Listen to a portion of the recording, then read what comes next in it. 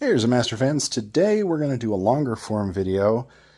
This one will be filmed in chunks, but it's still going to be a longer form. We've got our soldering station set up here, along with all our other junk. We're on the inside of my kitchen table, as both my labs right now are just too piled with projects to actually work on anything, as you may guess. But off of Temu, I got this build your own AM/FM radio kit, which I thought would be just kind of fun for some solder practice. So we're going to work on that today. And also from, I believe these are from Temu, I've got a tip tinner and some new solder, which is a much smaller gauge than the stuff I get at the hardware store, which is great. So we're going to refresh the tip on my soldering iron here and get to work on putting together this PCB. Alright, so first impressions of the tip tinner. It works great for the iron, but be careful how you open it because it'll get stuff everywhere. But you can just see just by dipping the tip in, get a nice tin coat there, and it is all set to go. Alright, here's our PCB, and the first thing it wants me to put in is this tiny little chip, which sits in this U3 spot here.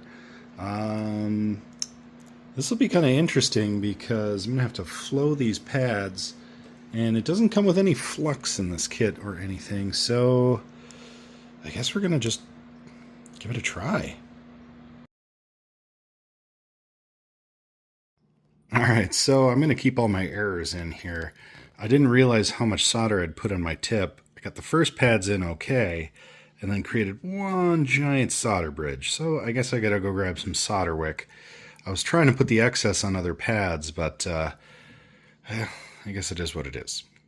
Alright, well, with the little desolder wick, I was able to get the bridge out of there, but unfortunately then I put the chip on crooked. So, it's time to take out the heat gun and some flux paste and get this thing to set correctly.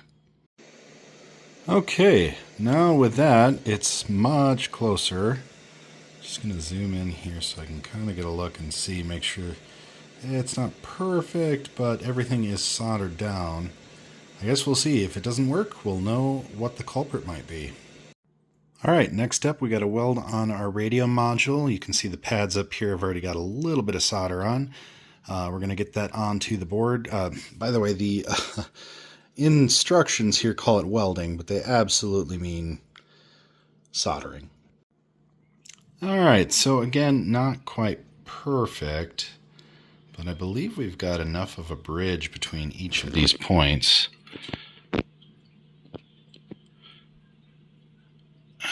We're going to roll with it. I think those two might be a little weak, but we can always add more solder. Alright, step 3. Okay, third step is the voltage stabilizer. And if we zoom in, that one actually went on okay. Just want to get a little closer and just see. Yeah, it looks like everything bridged all right. I was a little skeptical because, I don't know, not confident. I mean, again, this is supposed to be to help you learn and test your skills with soldering iron. And I'll be honest, I am not good with the soldering iron, so this is the perfect practice space for me. So I thought soldering would be the biggest challenge, but actually it's identifying which of these is the 1 or the 10K resistor, because the color code diagram I have really isn't helpful, and I don't know if maybe I'm just a little colorblind, but it looks like brown, brown, black, black, brown, and brown, red, black, black, brown, which doesn't calculate to 1K or 10K. The only reason I know these go into the 510R spot is because there's so many of them. I guess we're going to just assume these are 1, assume these are 10, and see if they blow up. Okay, so not my favorite thing to solder in, and I'll show you why in a second, but honestly, I think it's soldered in pretty well. Now from the top side, you can probably tell why I don't like soldering these. It has nothing to do with the process, it's all just getting these things in here. Can never seem to quite get them bent right. I'm always afraid I'm going to break a lead. So they'll sort of look like this. But hopefully they're oriented correctly, and hopefully it works. So in my excitement, I realized these were the 1K resistors, and I put them in the 10K spot, because I just got this 10K in here, and I was like, wow, that sat really good when I bent it like that. And then I was like, oh no, that's not where that goes. So now we get to try and finagle these things out of here, and let's just see how that goes. Okay, well, all things considered, that didn't go too badly, and now those resistors actually look, well, except for that one, semi-decent. We'll fix that one up in a second here, but they look a little better. Okay, well, second time's the charm with these resistors, but I think they're going to look a little bit better than this one, and definitely a little cleaner.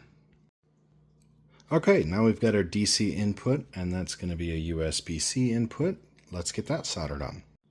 Okay, I'd say from underneath to on top, this actually turned out pretty good. It was pretty fast and easy. I can't say about anything that has gone that well so far, so all right. Well, fun fact about these poor 1K resistors is I realized they were in fact in backwards when I realized I had these other 2 resistors to put in. Thankfully, I got these 4 in correctly, so one of them, it looks like maybe lost a little insulation. We're going to try and get them back in there, but the actual biggest bummer about this is I realized I got this chip on backwards. So I got to fix that. Okay, there's the correct orientation of the chip, and if we zoom in here, it does look like we've managed to get everything back soldered correctly. We did make those traces there a little bare, but I don't know that that's going to hurt anything necessarily. We're going to leave it for now. Once this all cleans up, I'm going to put a little solder or something over that just to make sure it's not damaged. Okay, well, after some doing, we did lose one of the resistors. I don't know if it was completely damaged, but it lost enough of the shielding. I was like, we're just going to leave that one off. So we put in our spare, which luckily it came with a spare. Now everything is oriented correctly, and we should be able to get to the next step. Okay, now our potentiometer is in place. It's a little crooked, but it'll work. And that's our radio so far. Stay tuned for part 2.